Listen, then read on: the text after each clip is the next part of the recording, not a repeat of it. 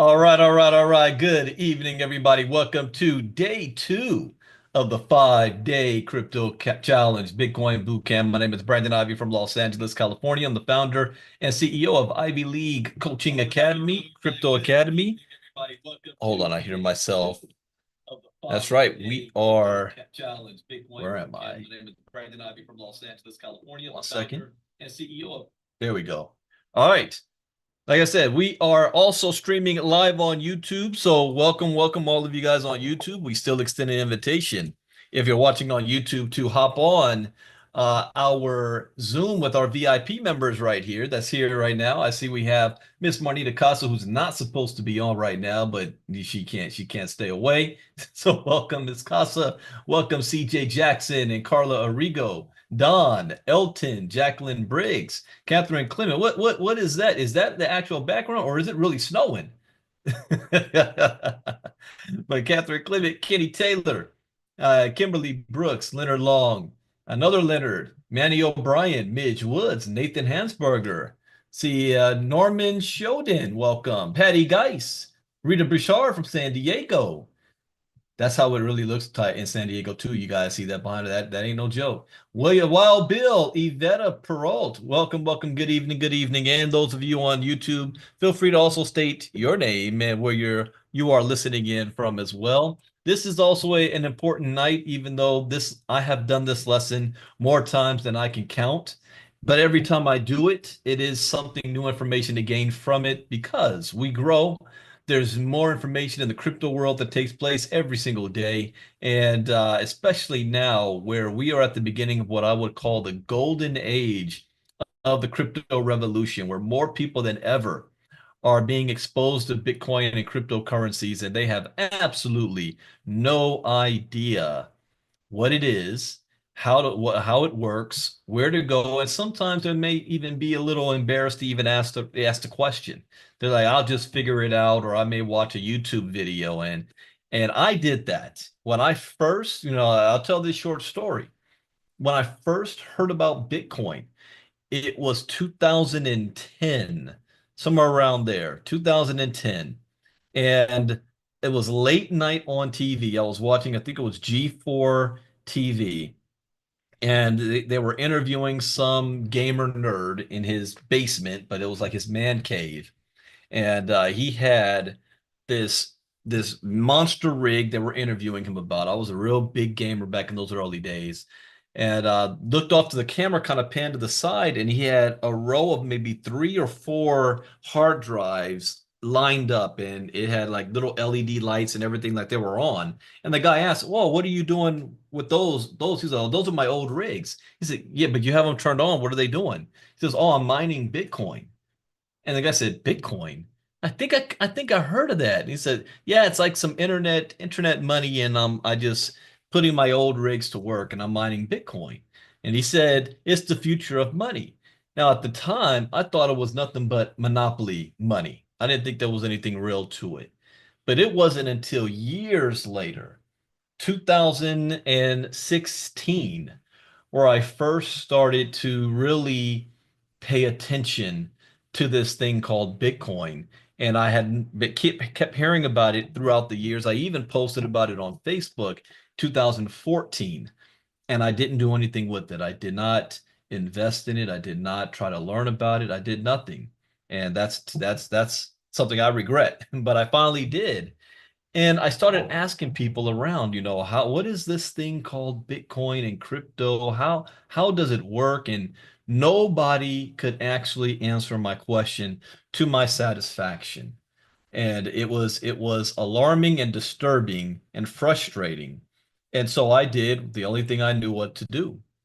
I went to YouTube and I went to Google, and that was a mistake.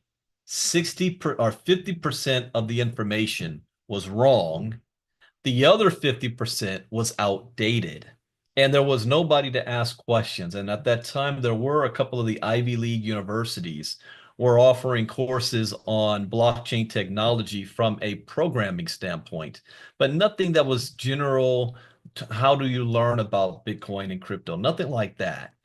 outside of business opportunities that threw up a couple of stupid little crypto courses to make you familiar with it, but they're just trying to make money off of you. But I did my own research and I was amazed by what I figured out. And it was in the month was May 2017. I learned that cryptocurrency represents the greatest economic shift in wealth in the history of mankind for the most amount of people. I learned Bill Gates said Bitcoin is freedom. I don't share this story too much as well. I watched a video about what crypto can do for women, women that are looking for independence, women who are looking for ways to become investors without having to have an Ivy League degree or without having to have that big corporate career job and money to put aside, without having to depend on their husband. Independence, Bitcoin was the way. Yet at that time, like 1% of the crypto population was really dealing with women at that time, 2016 or so. And I even made a couple of videos like, where are the women at? So if you are a woman and you're here tonight, pat yourself on the back. This is you are light years ahead in the right space. So let's talk about and explain tonight, especially if you are brand new and you're only hearing about crypto because Donald Trump is talking about it and writing executive orders, and we want you on what is this thing? Let's talk about it. So we're going to talk about how do cryptocurrencies even work? And as I stated earlier, I thought it was nothing but monopoly money. I didn't think that there was anything real to it. But to understand cryptocurrencies, you also must understand what money is and money, the evolution of money. See, in the very early days, people exchanged value via a barter system of trading goods, followed by the development of commodity money, i.e., silver and gold coins, as they were easy to carry and divide and had a level of scarcity that provided value. With the rise of banking arose a debt-based system where we deposited gold with the bank, and they issued us a piece of paper like this piece of paper representing how much gold we had with the bank. After all, it's much easier to carry around this paper than it is to carry around a bag of gold, like Scrooge McDuck. However, in those days, this piece of paper used to say something on it. It would say back or gold back note or something like that. Today, if you look at it, it says Federal Reserve Note. Federal Reserve Note. It's not backed by anything except the Federal Reserve. And the Federal Reserve isn't even the government. The Federal Reserve is private. They don't even answer to the president. The president appoints the chairman of the Federal Reserve, but they do not answer to the president. They don't answer to the United States government. They are independent.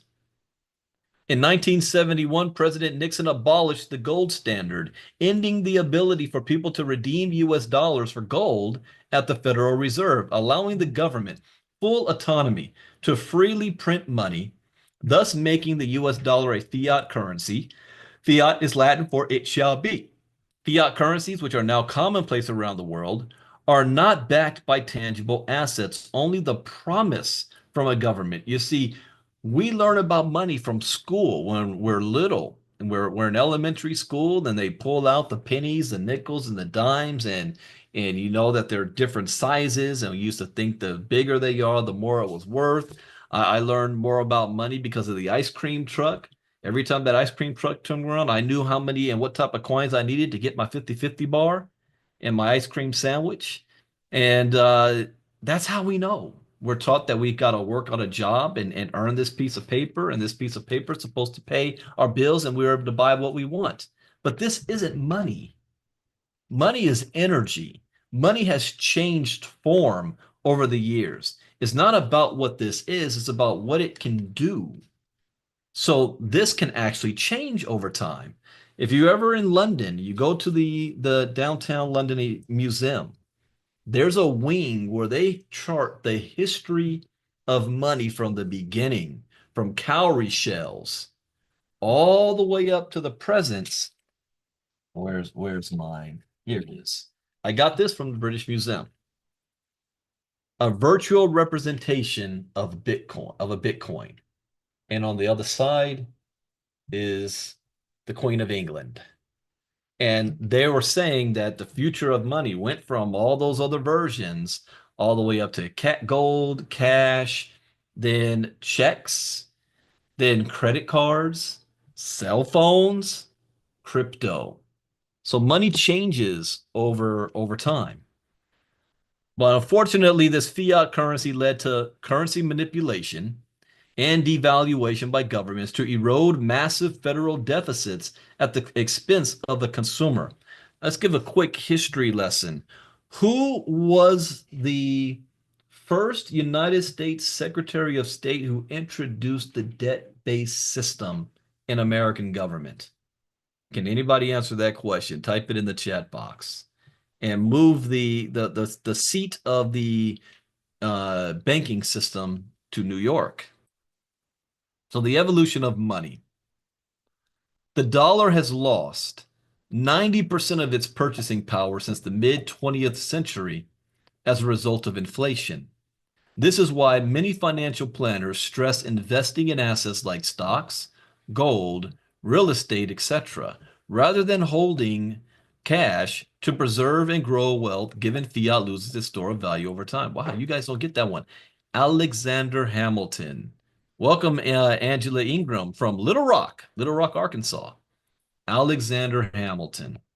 But it wasn't a problem back then because at the time the U.S. government paid its debt. It wasn't until here where it really got out of control. 1971. So look at where the money was all the way with inflation from 1800 all the way to 19.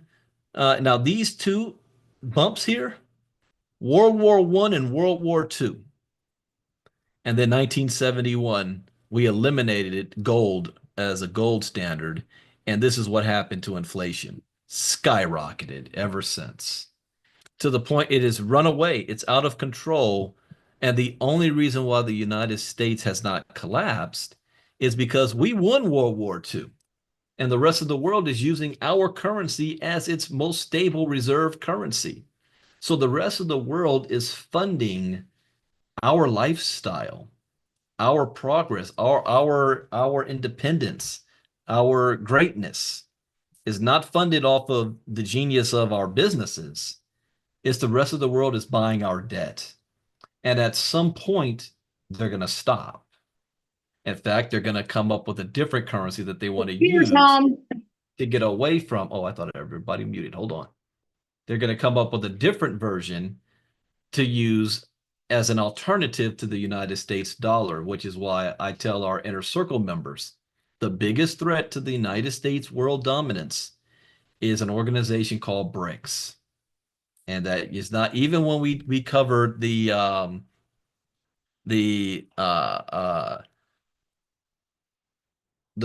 top 10 risks of 2025. We just did the six courses on that, 6 parts. Not one time did they mention BRICS, but in my opinion, BRICS is the biggest risk for us, our way of life. But they took us off the gold standard. You know, my brother is highly educated. He's the only doctor in the family, Dr. Ivey. He's my little brother. He was born in 1978, and he didn't know that we were off the gold standard. He was like, what is this crypto thing? He called it kryptonite. He said, what is it backed by? It's not backed by anything. He said, at least our money's backed by gold. I said, what?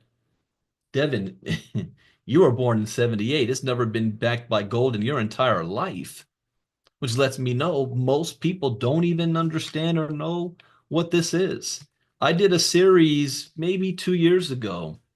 I read the Federal Reserve's white paper because they're coming out with their own digital currency. And they lay out exactly what money is. They call it there's 3 forms of money. And the majority of people don't have access to real money. They said this isn't even real money. Majority of the people don't have access to what they consider real money to be. I got to pull that series out again for you guys because I think right after we started ILCA, I did that. So for a long time, gold has been considered the ultimate store of value. Now people are turning to cryptocurrencies as they are more secure, easier to store and transport, cheaper to use, and easier to subdivide than any asset known today.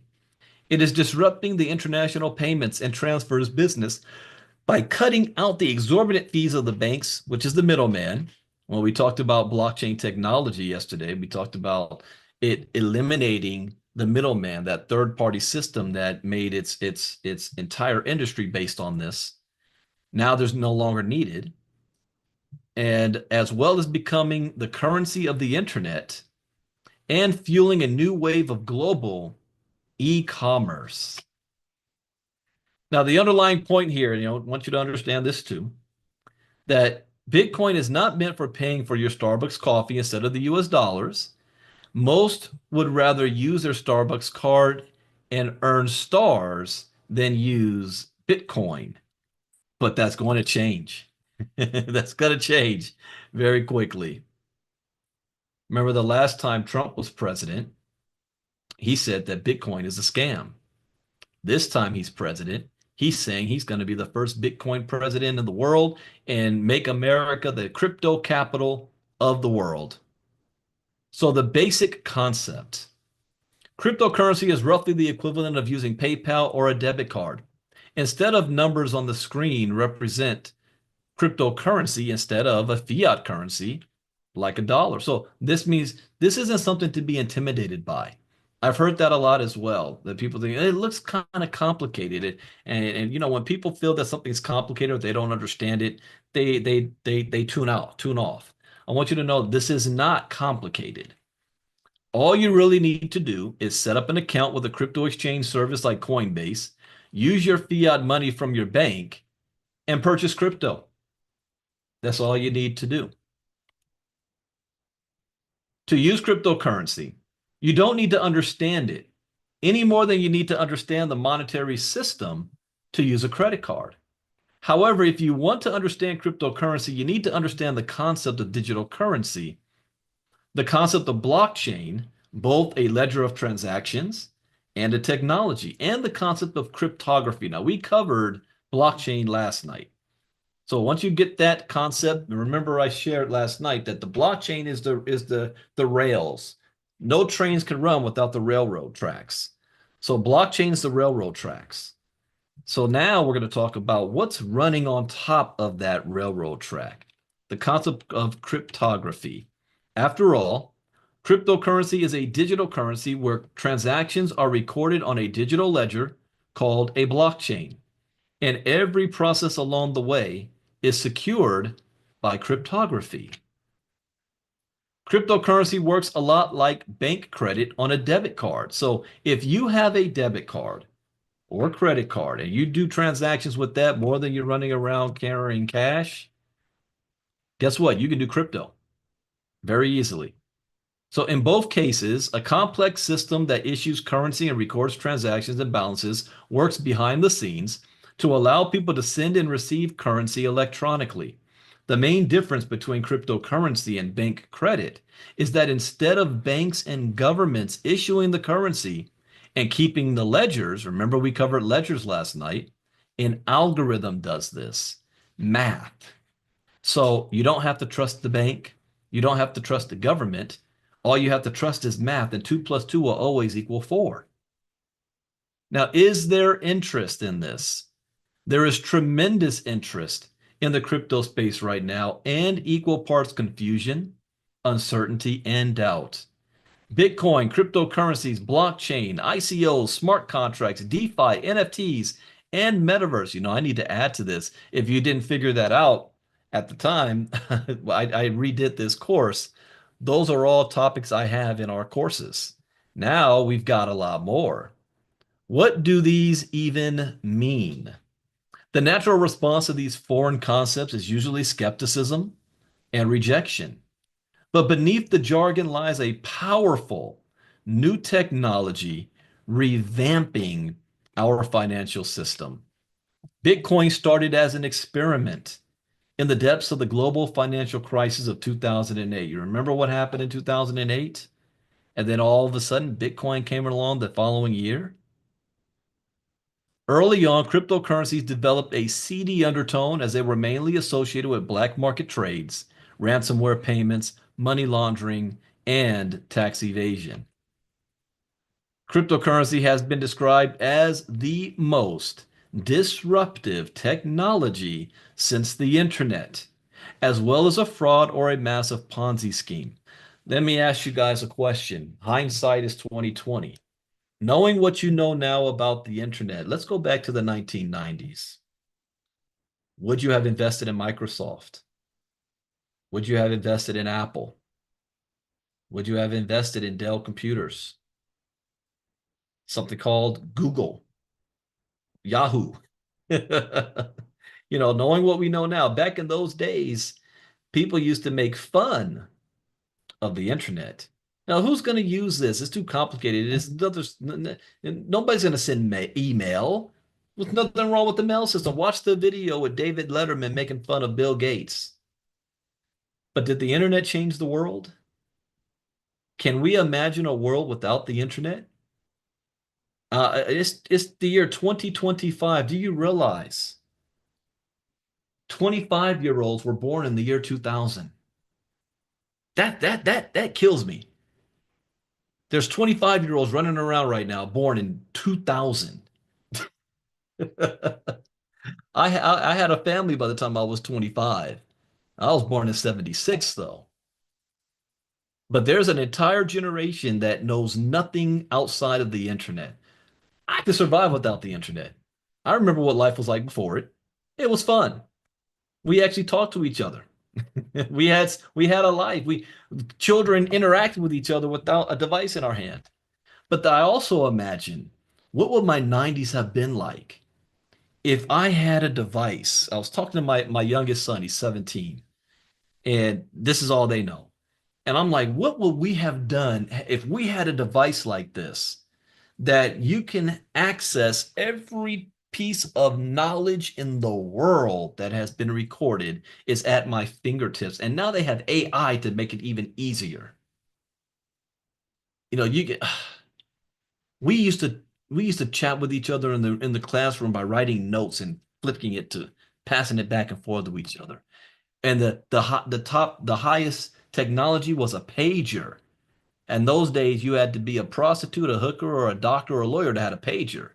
But if you had a pager, you was big time. And somebody paid you and you wanted to send them a text message, you'd flip it upside down and the numbers meant something. And what was even a notebooks that we wrote out that we translated like a code. Each letter meant something. And it was exciting. You send a pager to the person you like, and then you got to decode the message that they're sending to you.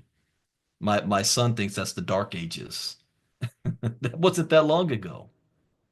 So now, knowing that the internet has changed the world, this technology is bigger than the internet. And majority of the world population is not involved yet. So talk about being at the right place at the right time. Cryptocurrency is a digital currency that doesn't rely on central banks or trusted third parties to verify transactions and create new currency units.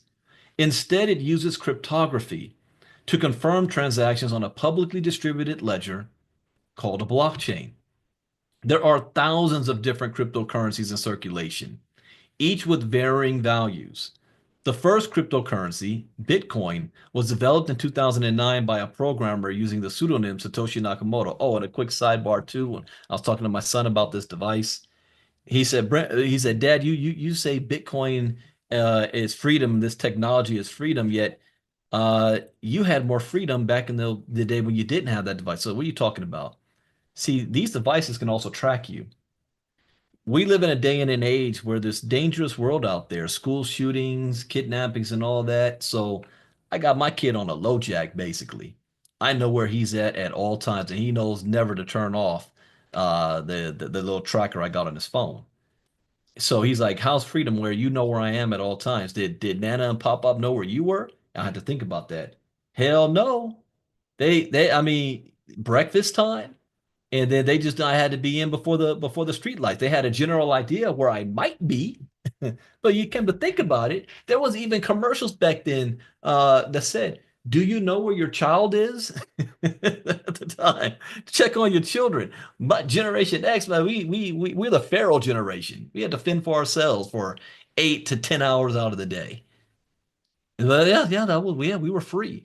I kind of flipped out. I got a report from Google that shared. He said, "Here is your geolocation report for the year, a summary." So what is this?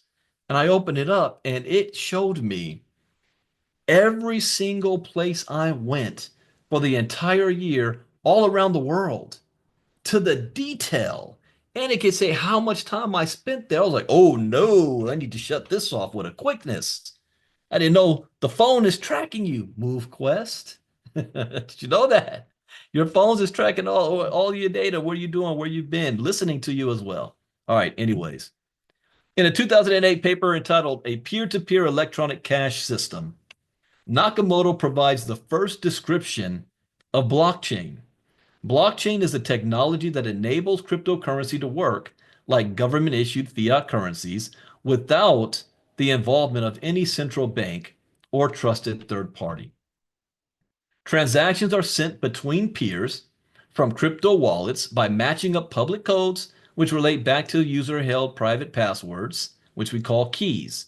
Transactions made between peers are recorded on a public ledger of transactions called a blockchain. All users are given a cryptocurrency of a given cryptocurrency have access to the ledger if they choose to download a full node wallet as opposed to holding their coins in a third-party wallet like Coinbase. The transaction amounts are public, but who sent the transaction is encrypted. Each transaction leads back to a digital cryptocurrency wallet. So this is where it's transparent. We're able to see everything, every single transaction that's taking place. Yet, we're not able to see who is doing the transactions. Oh, you remember that, Judy? It's 11 o'clock. Do you know where your children are? Yeah, that's it.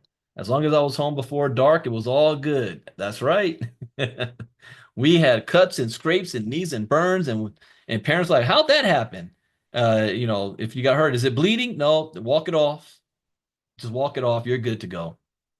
Those are the days. Whoever owns the password or key to the wallet owns the amount of cryptocurrency denoted on the ledger. And I think back to some of the stuff we did. Can I imagine my children doing that now? No. But we did it. So whoever owns the password or key to the wallet owns the amount of crypto denoted on the ledger. When someone sends or receives cryptocurrency, when they send from one wallet to another wallet using a set of private and public passwords, that transaction is queued up to be added to the ledger. Many transactions are added to a ledger at once. These blocks of transactions are added sequentially. That is why the ledger and the technology behind it is called blockchain. It is a chain of blocks of transactions. So what is Bitcoin? Well, Bitcoin is digital money that is not issued or controlled by anyone. It is used to securely store and transfer any amount of value anywhere in the world. It is used to buy goods and services, store wealth, or send value to anyone without the permission of a third party. Often regarded as digital gold, Bitcoin that is stored properly cannot be hacked, stolen, or seized, thus giving people full proprietorship, much like having a Swiss bank account in their pocket. Unlike physical gold, Bitcoin is cheaper, faster, and more efficient to store or send anywhere in the world. Bitcoin is divisible to the eighth decimal place and is completely digital, allowing the transfer of any monetary value. Opposed to government fiat currencies, which can be manipulated and devalued, there is a finite supply of 21 million Bitcoins, making it a scarce and valuable asset. Bitcoin is the internet of money and will do for finance what the internet did for communication. To stop right there, I need that to sink in. What did the internet do for communication? We now have instant communication with no restrictions with anyone around the world instantly. Just think about that for a moment. Now let's go back to the 80s and the 90s. You know, when I had my girlfriend back in college and we went home for break, we didn't have enough money to be able to call long distance. I remember my first long distance bill was like 200 something dollars, and my dad threw that bill at me like, yeah, you're paying this. I was like, oh no, we had to write letters. So a conversation took a week and a half. I have to write it, put it in the mail, 3 days to get there. She'd read it, write back, respond, put it back in the mail, 3 more days. And that was everything. There's a great movie out about the all African American woman regiment in World War II that had to they corrected the entire backlog of the mailing system to the troops. And just getting that letter, there was something exciting about opening up the mail. It's like Christmas, and you got a letter from your family or your friends. Now, text instantly. Email, I don't even like email. Text me. Why are you sending me an email? Instant communication. Change the world. Now, imagine that type happening for finance, something that revolutionary. Yeah, that's thank you, Elton. 6 AAA. Great movie. True story. Imagine how the internet changed communication. Now that Bitcoin and crypto is going to change the financial industry. So you can see how big this is, what we're talking about. Currently, there is almost 19 million Bitcoin in circulation out of 21 million that will ever be in existence. So how does it work? Well, the Bitcoin network is a peer-to-peer network that runs on a centralized, I'm sorry, on a decentralized, distributed self-clearing ledger called the blockchain. Now, here's when you're in crypto, you got to understand the crypto lingo as well. So you might hear somebody say blockchain, and you're going to hear somebody else say DLT, distributed ledger technology. It's the same thing. It's like one person saying the Affordable Care Act, ACA, and Obamacare. It's the same thing. It just depends on the politics. The Democrats will say the Affordable Care Act, the Republicans will say Obamacare. Same thing here. The banks and the government will say distributed ledger technology, and those people in crypto will say blockchain. There's a reason why they say it two different things, but it's the same thing. So make sure you understand and know that whenever you hear distributed DLT, that is the blockchain.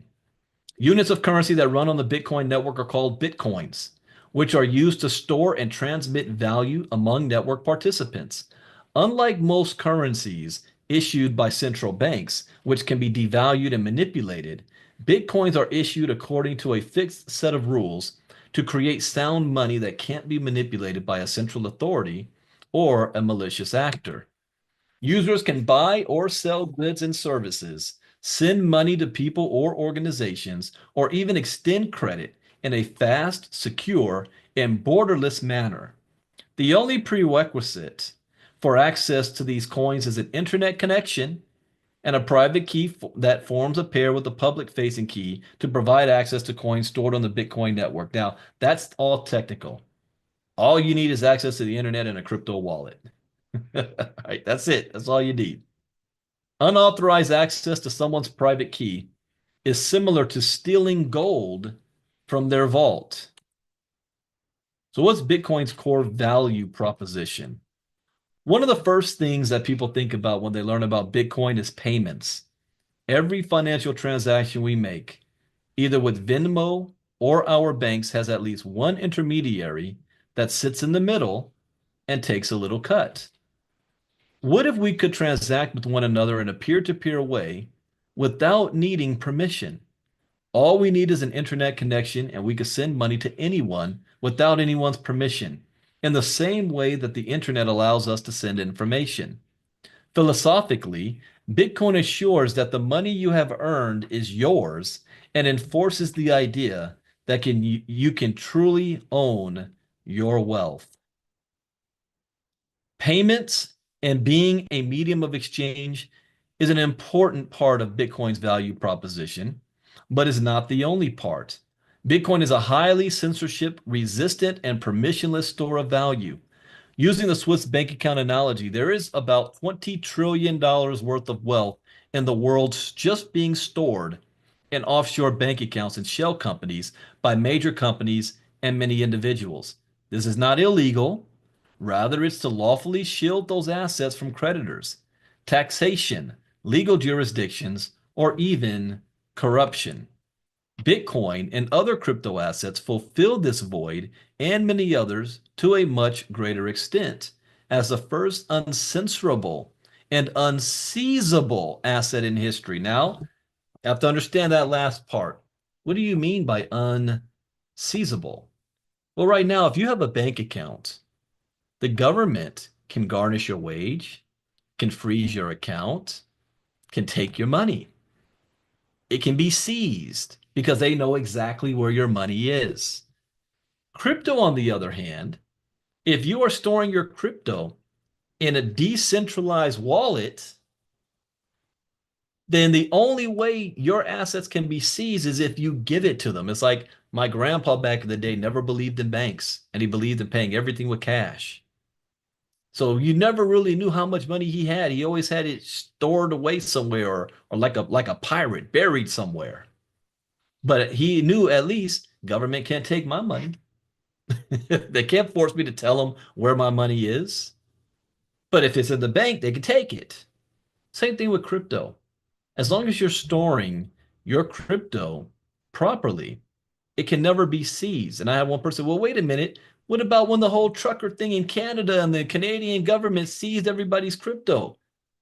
They were able to seize central agencies, central wallets, centralized exchanges where you had to fill out a KYC before you even get your wallet in that with them so they know whose wallet belongs to who. But if it's decentralized, they don't. That's why one of the new lessons we're coming out with, and I am kind of ashamed I didn't do this early on, is called decentralization. So you fully understand. A lot of people still don't understand the difference. And it's going to be especially important now that governments are coming out and publicly stating, yeah, we want to create a CBDC. Yeah, we want to create our own stable coins. Yeah, we want to get on the digital game. Understand when governments say that, they're not talking about crypto. They're not talking about decentralized. They still want to have some form of control. So they're going to be coming out with centralized blockchains, centralized distributed ledger technology, centralized tokens. Even Donald Trump's World Liberty financial token is centralized and is not available to the public, only to a certain group of individuals, investors. You got to be wealthy to be able to play in that, and you couldn't even withdraw it. Now, the Donald Trump token that's just came out, that's a little bit more different, but we'll see how that one pans out. Lynette just did an AMA about that this past weekend, comparing the Donald Trump token to MQT. Now, why should you own Bitcoin? You may want to own some Bitcoin for the same reasons why you should invest in anything, to maintain or increase your standard of living over time. This is especially important in the face of inflationary pressures and the fact that fiat currencies are a terrible store of value. How many of you know about Robert Kiyosaki? You know, if you have never heard of him, there's a couple of books you should read. You should get Rich Dad Poor Dad, Cash Flow Quadrant, and I was just looking at my other books. I don't think I have it in front of me. I forgot what the third one was, but you should read his books. He talks about the decline of the US dollar and that it is economically foolhardy to have a savings account because you're saving bad money. And what does that mean? Money that's losing value every day. You know, were you able to get more from the grocery store with $20 20 years ago? Today, I mean, I think someone was telling me that butter was like $7, eggs $9. So $20 is getting you two items at the store now, when 30, 40 years ago, you might have been able to fill up your cart. That's because the value of this paper is losing value every single day. Instead, if you have it in crypto, it's doing the opposite. Bitcoin is the best performing asset of the past decade. So while if you had a savings account of $100 15 years ago, that $100 today is probably worth about $80. If you had $100 worth of Bitcoin 15 years ago, that $100 today is worth millions. See the difference? See, wealthy people don't save money. Wealthy people invest money. Wealthy people have their money in real estate, property, precious metals, stocks and golds. Billionaires don't have billions of dollars in an account. If Elon Musk is worth 300, 400 something, almost half $500 billion, that's not in a bank. It's in stocks and bonds and investments, so that when the dollar goes down, their investments are still protected. So wealthy people get Bitcoin to stay wealthy. Everybody else can get into Bitcoin to get wealthy. So you may want to own some Bitcoin for the same reasons why you invest in anything, to maintain or increase your standard of living over time. Fiat money loses value. Owning Bitcoin or any other crypto is a choice. That is why we are here to educate you so you can make an informed decision. Now, everyone should build a diversified portfolio to secure their financial futures and enable them to achieve what they want most in life. This Friday, I'm going to be talking about how to make money in the crypto space, so stick around for that.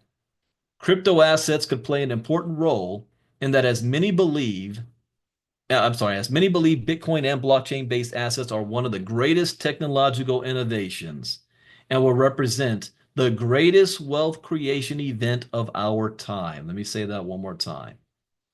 The greatest wealth creation event of our time.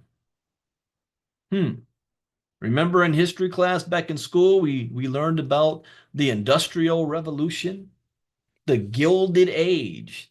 Do you know the years of Gilded Age between 1880 and 1920? That Gilded Age of America that led into the Roaring Twenties with no regulation, which is what caused the Great Depression in the first place, the financial collapse. 1929. My grandmother, she would be 101 or 102 this year if she was still alive. She was born in the early 20s. 1923, she was born. So she was around during that, and she remembers when I last I talked to her about that. She remembers the 20s. She remembers the Great Depression and the 30s, what was going on. And very interesting. I'll share that on another time. But we are witnessing the greatest wealth creation event of our time. And this time, everybody can participate, regardless of who you are, regardless of where you were born, regardless of what language you speak, regardless of your religion or your politics, man, woman, or child. If you have an education or not, everybody can participate. Again, my son who likes to troll me, Dad, did you hear about that 15-year-old, that 15-year-old kid who made $5 million on the Trump coin? What? Yeah, he made $5 million on the Trump coin. How come you didn't make $5 million? Yeah, he's at that age right now on me. So even a 15-year-old kid can get involved in this and generate wealth if you have the right knowledge and you're playing the game the right way and you have your own. Now, in 2009, Bitcoin was worth less than a penny. I gotta update this one. Today, Bitcoin is worth, so the last time I did this lesson, wow, yeah, the last time I did this lesson was November. Last November or October, I think November. Bitcoin was worth $65,000. Where are we today? This morning it was $102,000 per Bitcoin. That was just a few months ago. in the inner circle, you guys know what the predictions already are, even from Robert Kiyosaki and others, on where they predict Bitcoin's going to be. The low end, 250,000, the high end, $1 million in the next 5 years. It may be time that you make that choice. And the choice you make first is to get crypto educated. So you know what this is all about so that you can make the necessary moves. Now, as a disclaimer, this information was intended for educational and training purposes only and should not be construed as investment advice. As with all financial decisions, you should contact your licensed financial advisor before investing in any financial instrument. Now, I went short today because we have an update call with MQT in 15 minutes. So that's why I went a little early tonight.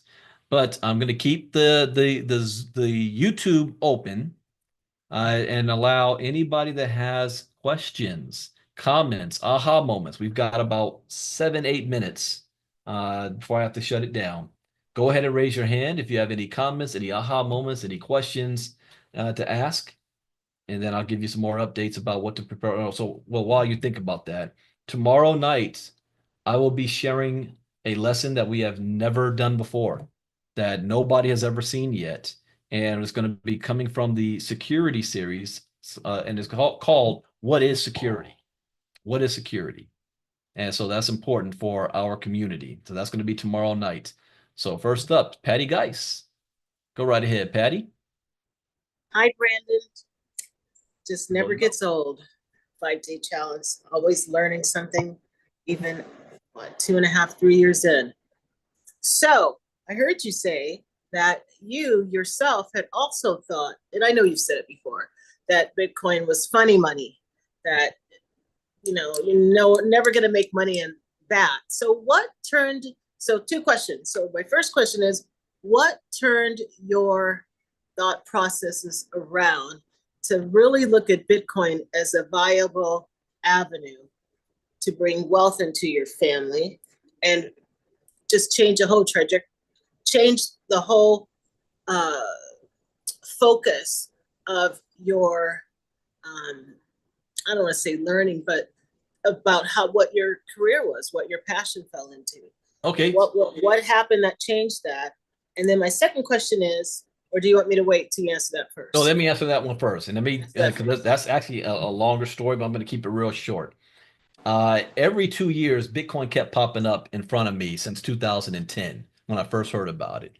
2012, it popped up to me again because that's the year I retired, walked off my job, and made a whole boatload of money. And some people at the time, some friends were saying, "Hey, Brandon, you might want to buy some Bitcoin stuff," because I was looking at different investments and things at that time. And I brushed that off with a quickness. 2014, the company I was involved in, I was one of the top leaders, and I had a huge team in Nigeria. And a problem we had because Nigeria is very strict with their money and money coming in and money going out. And one of the biggest problems we had was how are we going to pay them their commissions? And they had a rule stated if we want to do business in that country, we had to open up a bank account. We had to put at least $100,000 in it. We had to then sign somebody who's local in Nigeria to have access to that bank account, which is always scary because we've heard time and time again where they ran off with the whole company's money, one individual. So we'd have to find somebody that we trusted. And even by doing that, if somebody earned $50 in commissions, by the time they got their money, after all fees and everything, it was only worth $15. So we were trying to figure out how to do that. And the CEO of the company at the time, his name was Michael Weeder, told us, yeah, we should use Bitcoin. And we avoid all of that. And we had a meeting and put like there was a circle council, and everyone leader said, no, we're not, Bitcoin is not real, it's fake. No, we're not touching that. And we shot him down and said no. 2 years later, 2016 rolls around, the summer of 2016, I had another business partner of mine, was it 2016 or still 14? She was she's from Sacramento, an expatriate to Japan, owned her own restaurant called the Pink Cow in Tokyo, and she made national news for having the very first Bitcoin ATM machine. And it was all in the news, and I wrote about it on Facebook. And every year, Facebook brings it, throws it back in my face in the history section. But when 2016 rolled around, I was getting burnt out from the network marketing space and constantly building over and over again. I said, I want to get into something that I can invest and let my money work for me. But I didn't have millions of dollars to be in the investor class like the big boys, stocks and whatnot, to really make a difference. And other people that I knew that were made a lot of money like I did at the time had moved into the Bitcoin space through Bitcoin companies and Bitcoin mining, and they were making a lot of money and not doing a whole lot of recruiting. And so I started to ask, hey, how's that? How's that work? And maybe I can get into that. So now I don't have to worry about building a network marketing company. I can actually let my money work for me, which is like the cash flow quadrant with Robert Kiyosaki. And I'm getting older now. I don't want to do all this stuff, and I'm gonna got to start thinking about investments for the rest of my life. That's why I started to get serious about looking into and changing my. I didn't make the decision to change my career until May 2017 when I had that aha moment about what blockchain technology is and what Mhm. cryptocurrency is. My head exploded, and that's when I made the decision to change my career. Thank you for that great answer. You actually answered my second question, Okay. which would have been like, had you for the first time looked at Bitcoin today, it's 101,000 per Bitcoin. And now you're deciding, okay, this is going somewhere, right? So Mhm. let's say it's now is when you first said, I'm going to start looking into that. Aside from getting crypto educated, would you still network with others to find opportunities of where to invest Absolutely. and just kind of depend on people that you knew versus Joe Schmo who's running an internet ad? That's correct. That's correct. And I would Okay. build a community like what we've done. That's this community is built from that. I said, at the beginning, I had I call it you got to have a crypto buddy. And so, especially if you're going to get into trading and you're going to do into things, have a friend that you can bounce ideas off of and have some support for. And so I took the next step and said, not just have a crypto buddy, let's build a crypto community of like-minded individuals because you don't just learn from me. I also learn Mhm. from you guys. And you guys bring things to the table that I wasn't even aware of, that I haven't even seen, and I learn as well. So that's how this all came about. Bravo. Thank you. You're welcome. All right, next one up, Judy, go right ahead. Hey, Brandon. It was just a thought that hit me. And lately, this last little while, I've just been really salty with no patience for anything. And with your son trolling you, asking you why you didn't make that kind of money, you tell him it's because you were too busy feeding and clothing his little tush Oh, to be oh yeah, we focusing have that on talk stuff all the like that. time. Because oh, sorry, I'm just salty these days. So that's all I wanted to say. Yeah, no problem. Yeah, well, I'm also training him as well for the future, where he's about to go to college, and in our household, going back to my grandparents, the idea of going to college is not a choice. This is mandatory in our household, but for different reasons. I encouraging my oldest son graduated with honors, got a full ride scholarship, graduated from APU, but I'm teaching them you're not going to college because that's what you're told to do so that you can make a good life for yourself from entering corporate America. You're going to college to learn how to think, critical thinking skills, learn how to, really start to live on your own a little bit, learn how to make networks and connections. That means everything later on in life, because you can be the most genius person and work the hardest, and it does absolutely nothing if you don't know the right people. So having that letter behind you is important, but you still need to learn about finances, learn about crypto, and I'm teaching both of them. You guys see my oldest son Chris is on my crypto talks so that you can sustain yourself and not have to work a 9 to 5 job. Like my youngest, all he knows is I think when I retired, he was 2, think 2 years old or 3 years old at the time. So all he knows is his daddy working from home. And he was in elementary school, kids have to draw what your parent does for a living. I don't know why teachers always do that because sometimes they be seeing things they shouldn't from their kids, the mind of babes. But my kid drew a picture of me laying on the couch with a PlayStation controller in my hand and turned that in. And we went in there on parent teacher night and they got it all on the walls. And we're looking at the firemen, doctors, garbage man, this and all that, teachers. And then I'm like, I was like, oh. And the teacher, she smiled and laughed and said, I know there's a story behind that. I said, no, no, no, no, no. Understand. I work from home, you know, and you got to picture this. We live in an all white neighborhood. So my son was maybe one or two of the only black kid in the class, and the stereotype of dad ain't got no doggone job. But I had to let them know I make more money than all of y'all up in here. Don't get it twisted because he drew that picture. But he said, no, I asked him about it, and he said that you work from home. I said, oh, okay, I got it. But Yeah, but yeah. that's funny. That makes sense because I remember this was years ago. I think it was in 2001.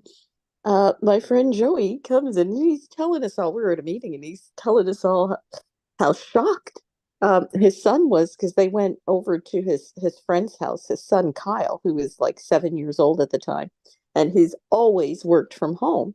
Mhm. And so Kyle comes in and he's all excited and freaked out. And he's like, oh my God, Danny's dad actually leaves the house to go to work. Well, I'll tell you this, and then we got to go because the call with Lynette is starting. But there's different forms of financial freedom or wealth. Most people think that financial freedom is you got to have $10 million in the bank or something like that. However, for me, freedom was the fact that I didn't have to log into a 9 to 5 job. I didn't have a boss telling me when to wake up, where to go. I made my own hours. I came in, went as I please. I call it the flip-flop lifestyle. Wake up when you're finished sleeping. And you don't need to have $1 million in the bank account to do that. You have to just figure out how can you be self-sustaining where all of your bills are covered and you don't have to work. That's it. But let me go. Kenny, go ahead and ask real quick, and then we gotta go. So go ahead, Kenny. You know what? I say mine for tomorrow because it's probably going to take you a minute to answer. All right, So I yeah, just okay. save it till for tomorrow. Tomorrow night. All right. Well, welcome. Thank you, everybody. That was our day 2 for tonight. Tomorrow morning, Inner Circle Crypto Talk. Again, we've got our 3 new courses. Those of you on Inner Circle this morning, I gave you a sneak peek of the Crimeware course.